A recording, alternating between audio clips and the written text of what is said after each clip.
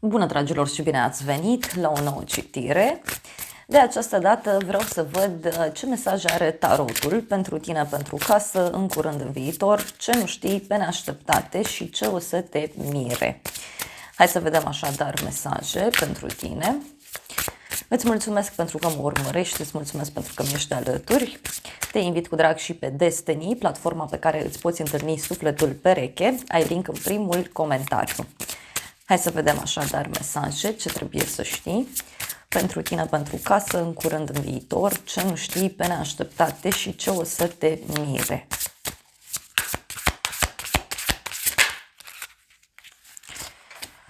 Bun, te afli într-un moment în care ești visător sau visătoare. Acum.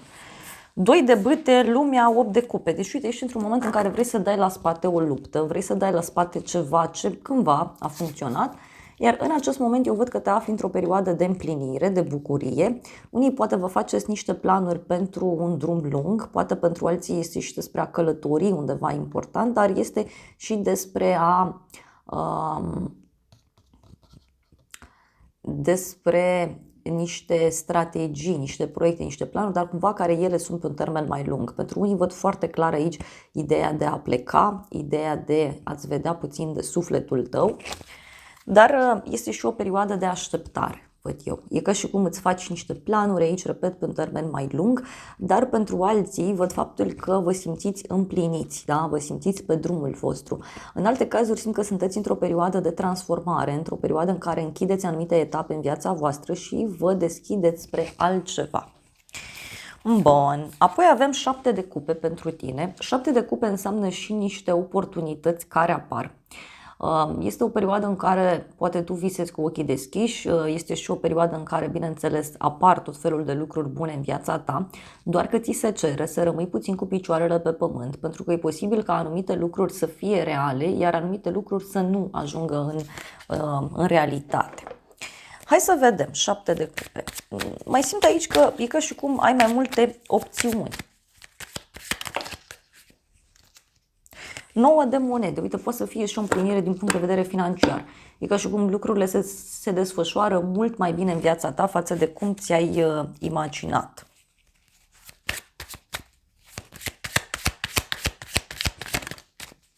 Nebunul. Uite, o bucurie foarte mare pe care eu o văd aici pentru tine.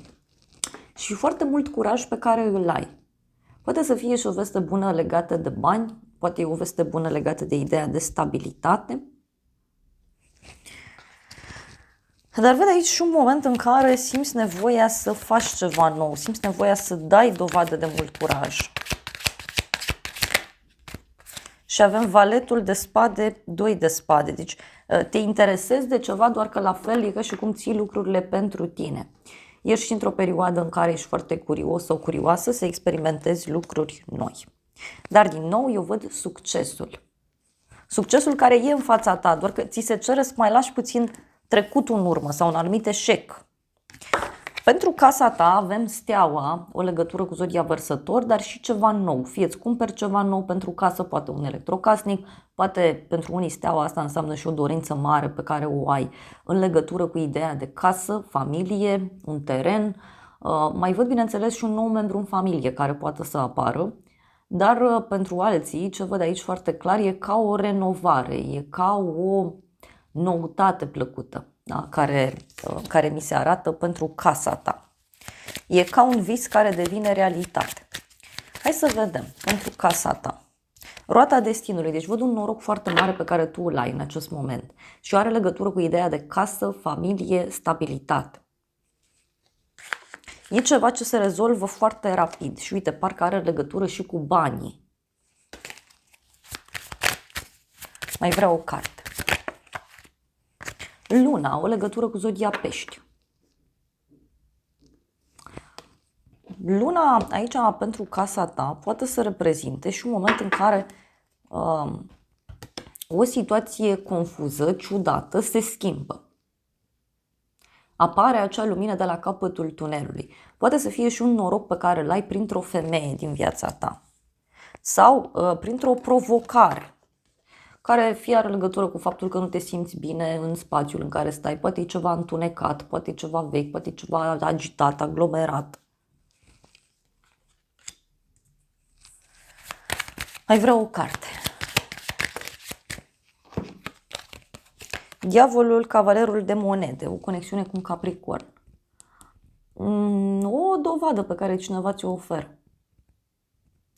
Poate pentru unii are legătură și cu înțelegere pe care o faceți cu cineva din punct de vedere financiar. În curând, eremitul, o conexiune cu zodia Fecioară, în curând văd aici un drum pe care îl faci de unul singur pentru a studia ceva, pentru a rezolva ceva.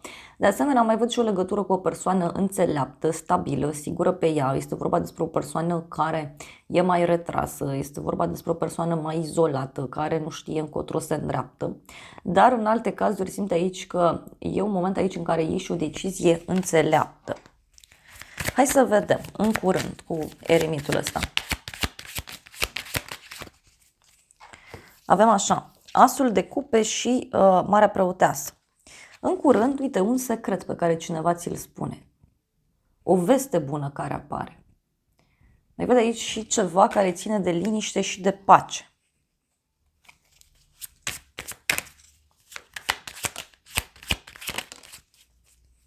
Avem 4 de monede, 7 de monede.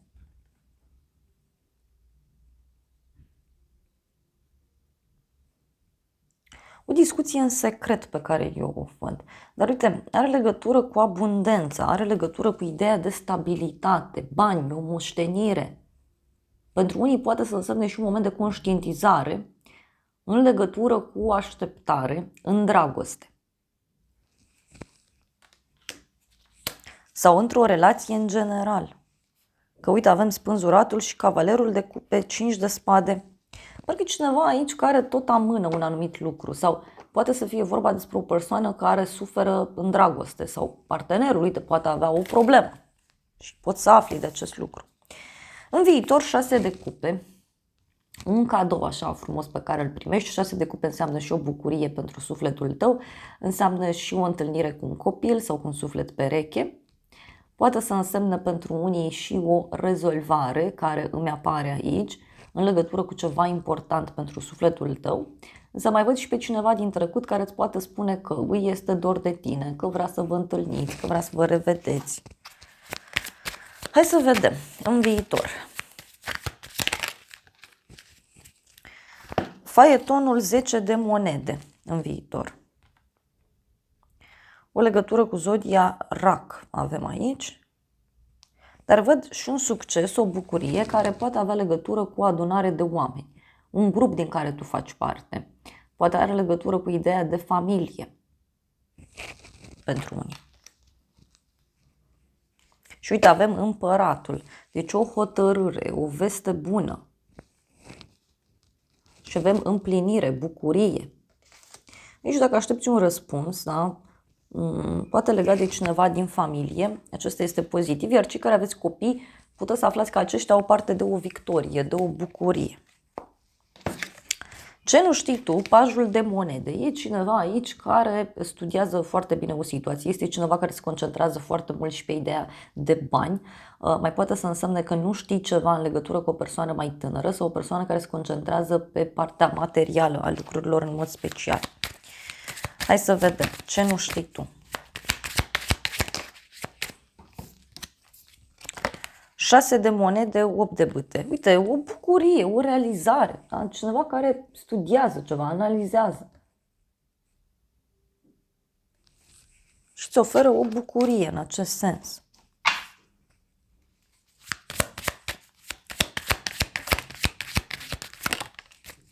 Ce nu știi tu, uite, am mai vrut clarificări și avem arcana majoră moartea și pajul de monede. O transformare. O legătură cu un scorpion. Deci ceva ce se transformă, ceva ce începe să arate mult mai bine, ceva ce începe să arate diferit.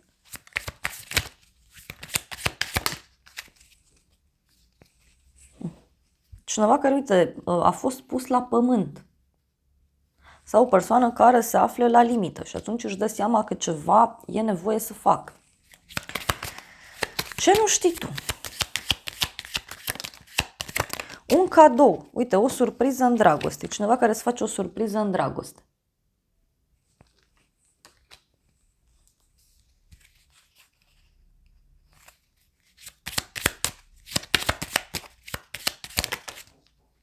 Uite, și e un prieten sincer, e o persoană fidelă, sigură pe ea.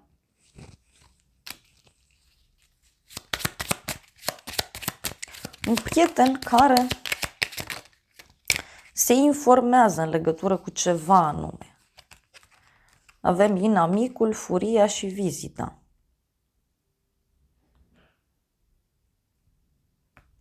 Cineva care stă la colț aici și parcă ar vrea să se întâlnească cu tine. Și nu știe cum să facă.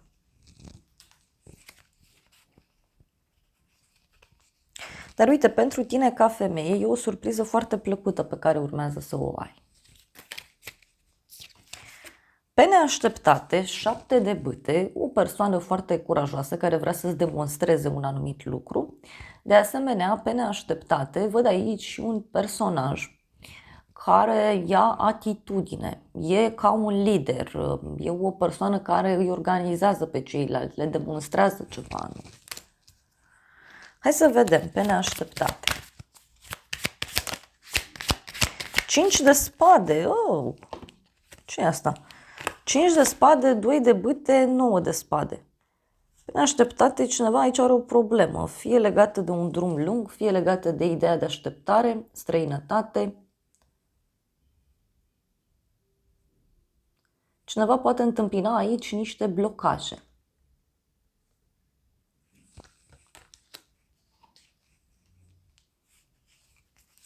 Mai vreau o carte.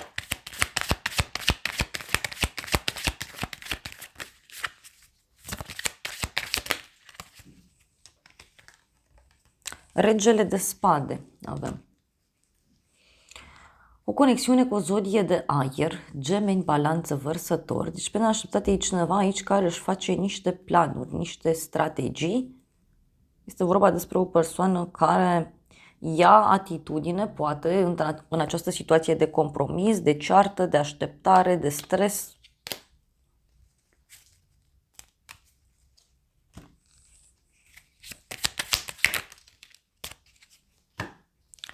Avem supărarea, văduvul și dreptatea. O persoană care e supărată aici și parcă se revoltă. Cineva care consideră că îi se face o nedreptate. Ce o să te mire? 8 de bâte, multă pasiune. Vești care apar cu viteza luminii, vești care apar și care țin de zona de online, vești care apar și care țin, bineînțeles, de un succes, de o realizare a cuiva. Ce o să te mire? 3 de spade, asul de spade. O persoană cu inima frântă care e gata să spună un adevăr. Sau cineva care spune un anumit lucru la nervi.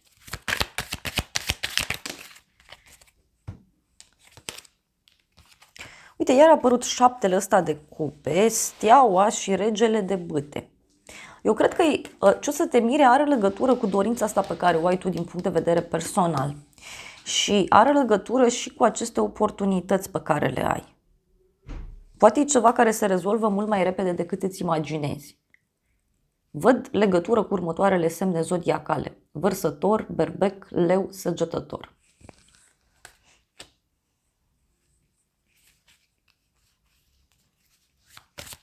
O să mai cer o carte din acest tarot. 9 de cupe. Totuși e cu împlinire, e cu bucurie surpriza asta. E ceva ce o să-ți aducă foarte mare emoții. Și uite, văd un personaj foarte hotărât în legătură cu un drum. Hai să vedem ce o să te mire, ce spune și tarotul ăsta. O boală, o problemă a cuiva.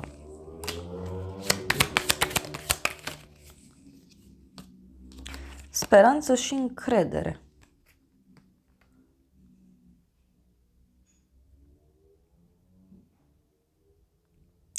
Poate să fie și o rezolvare rapidă, în legătură fie cu o problemă de sănătate, fie în legătură cu cineva important din viața ta. Că uite, e ca și cum ai o încredere mai mare, ai o speranță mai mare.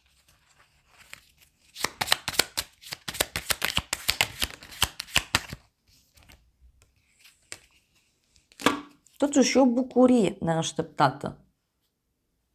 Cineva care spune ceva la ner sau cineva care îți spune un adevăr, te ajută să rezolvi, repet, are legătură fie cu partea de sănătate, fie are legătură cu o problemă a cuiva. Cineva care n-a fost sincer, poate. Ia să vedem ce spune și acest tarot. Ei, da, aici eu văd o problemă a cuiva, da? Fie financiară, fie de încredere, fie de altă natură. Și apoi avem norocul și veștile. Deci un noroc pe care îl ai foarte mare, în legătură cu o veste, în legătură cu o realizare, în legătură cu această problemă, da? Doar că vine la pachet și cu un sacrificiu. Avem așa, crucea, răscrucea de drumuri, șarpele și călătoria. Poate afli ceva legat de călătoria cuiva, legat de drumul cuiva și atunci totul se clarifică.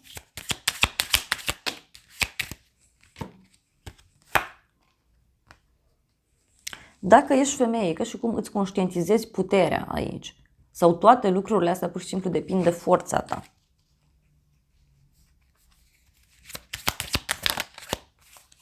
Și am întrebat totuși ce o să te mire și mi-a ieșit că un adevăr. Deci poate e vorba de sinceritatea cuiva.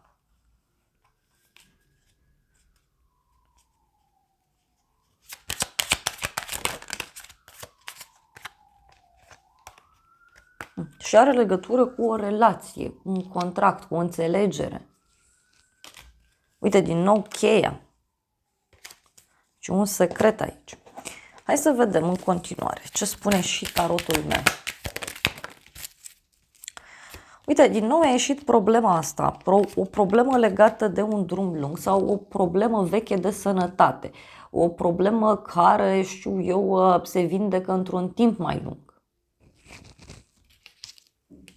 Dar totuși avem așa, la o zi plăcută, la o zi mare, o zi sfântă, un noroc neașteptat și o scrisoare.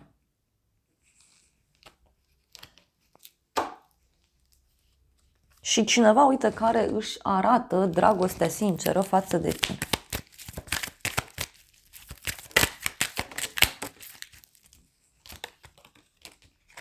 Avem noroc și prieten sincer. Și cineva care dă dovadă de prietenie, de sinceritate și care ție personal îți poate aduce foarte mare noroc. Dar tot văd aici, uite, bani, cunoștințe noi, cineva care vrea să te revadă.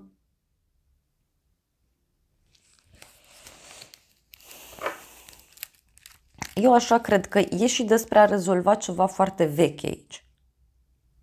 Doar că ți se cere să vezi exact și ce nu funcționează. Hai să vedem ce zice și oracolul ăsta.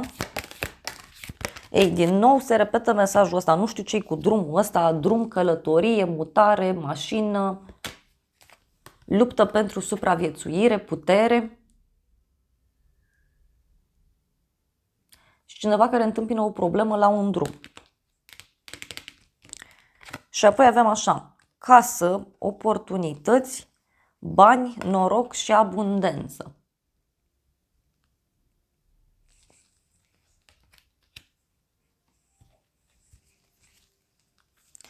Avem noutăți, mesaje, dușman, justiție.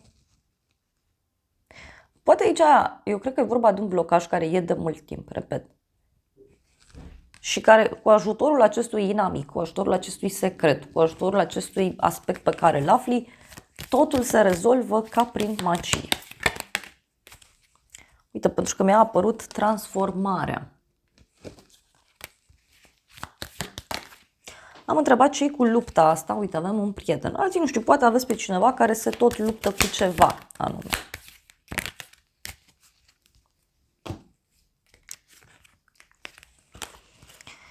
Schimbare, puritate, succes, mândrie, stabilitate, creștere.